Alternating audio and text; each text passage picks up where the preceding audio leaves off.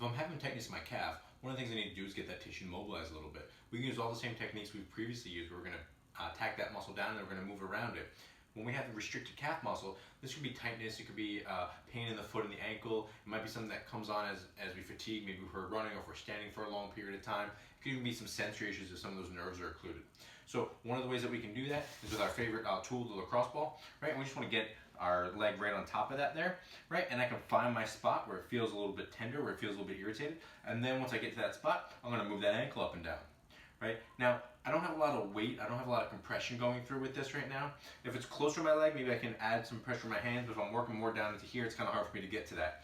So one of the things I can do is I can use my other leg, stack it right on top, right? And now that gives me a little more weight. Not a lot of weight, but it's something, right?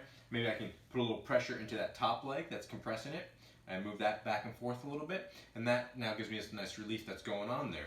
I could also use, if I needed more weight, I could have somebody else come along and maybe put a hand on the top of the leg and put a little pressure through it.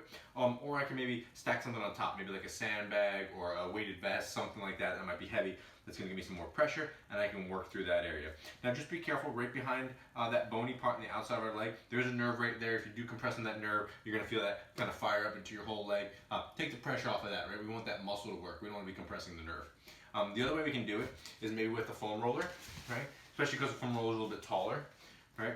I can get a little more pressure onto that. So I can get into that spot again, move that ankle up and down, or maybe I move my ankle in and out, left and right, right? I can add a little more weight by stacking my other leg on top of it and still doing that. Or I can again put that sandbag, that weighted vest, or have somebody on top of it kind of leaning over it and putting that pressure.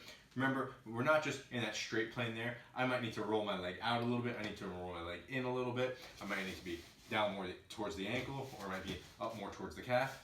Another one that we can do that works this is we can take that lacrosse ball and get it right behind the knee, and then if I just squeeze my knee in nice and tight, right, that gives me a lot of pressure there, and I can tap that foot. This kind of gets into my calf a little bit. It also gets into my hamstring slightly. It also gets a little bit of a gapping sensation into my knee.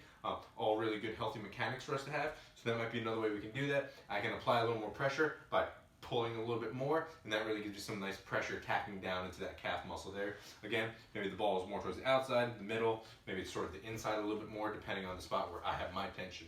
Right? So we can try to do that so we can get some more mobility, see if that relieves some of those calf symptoms, foot and ankle symptoms also.